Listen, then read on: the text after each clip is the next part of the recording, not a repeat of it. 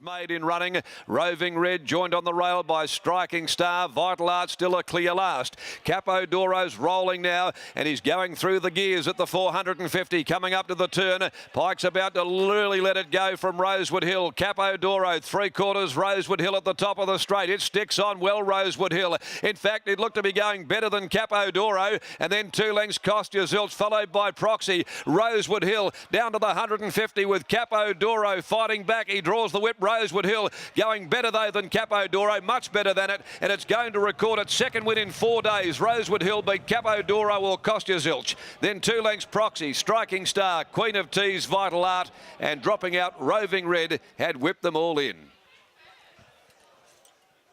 Number 5, the winner, Rosewood Hill, carried the extra 1.5 kilos today and carried it like a feather.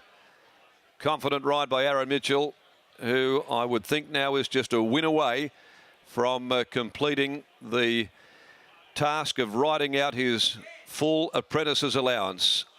Down to 1. Rosewood Hill, 380, 160. Cruising past Capo Doro, who holds second. And Kostya Zilch third. Came off the bit a fair way from home. A long way back. Proxy is fourth in 2:19.20. Fine effort. After Wednesday's win, where it had to come from back and grab them late, today it was up there on pace and in a completely contrasting role, but certainly has done it much more dominantly. So a really good week for owner Donnell Miller, Ben Pearce, and of course the in-form apprentice Aaron Mitchell on his way to his first ever WA jockey's title. He's been in sublime form this season. Beats 1 Capo Doro by Medaglia Doro from deep time for the Oakland Park stud. Joe Oxley, Brad Thomason, Dennis McInerney, another second placing. That's 3 in a line here. W Pike for Fred Kersley and Kostya Zilch by Muscat from Resilia for the Boys Business Syndicate managed by Graham Manley. Ms. C and M Swiderski. Steve Wolfe racing Claremont Jets. Steve Wolfe prepares P. Hall in the saddle. Proxy fourth home, 1.5 lengths a neck, but a dominant victory. They sprinted in 34.42 at the 600 post. 380, 160, 120 and 310. The unofficial totes, race number 4. The 5th is the Penfolds Handicap over 1,800 metres. And number 3, Dendy, is the scratching. We've got the Doomben 10,000 coming up in just a couple of moments. 2 minutes away here from the big one at Doomben today, the James Bogues Premium Doomben 10,000. In the meantime, let's go to Adam McGrath down there with winning trainer Ben Pearce. And it's been a really good 4 days for the team here behind Rosewood Hill. Been a brilliant 4 days here for the Pearce team and Rosewood Hill backing up. Ben, I don't know what you did with her, but she looks even better than she did Wednesday when walking around the mounting yard. Yeah, she's done a great job. She's a tough little mare.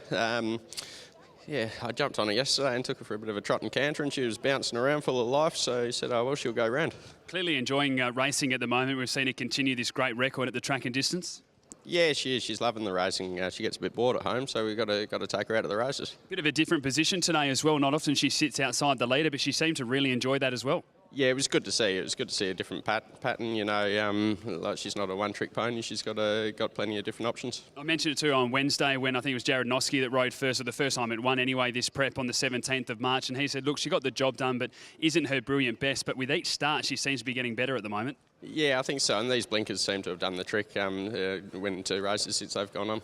And I guess the positive, races like this just keep getting the West Speed and just keep adding up those dollars. Yeah, that's it. Just keep ticking over, and yeah, we'll as long as she's happy, we'll keep going around up to the end of the season. Woolly Bar coming up a little bit later, the favourite, obviously the one to beat, but are you confident you can run a nice race? Yeah, he's going well. I'm really happy with him, but yeah, the favourite looks pretty hard to beat. Well done, mate. Congratulations. Thanks. We'll grab Aaron Mitchell quickly before we go to Doomben. Aaron, 1 ride away now, mate, and you'd be pretty happy with the way this horse is backed up.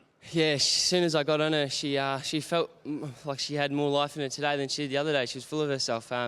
Credit goes to Ben Pearce and his team at home. They've done a marvellous job to get the horse to back up from Wednesday. You must have been nice and confident as well, sitting outside Capo Doro, that you knew you were still going to have a turn of foot, as we've seen in recent times from her.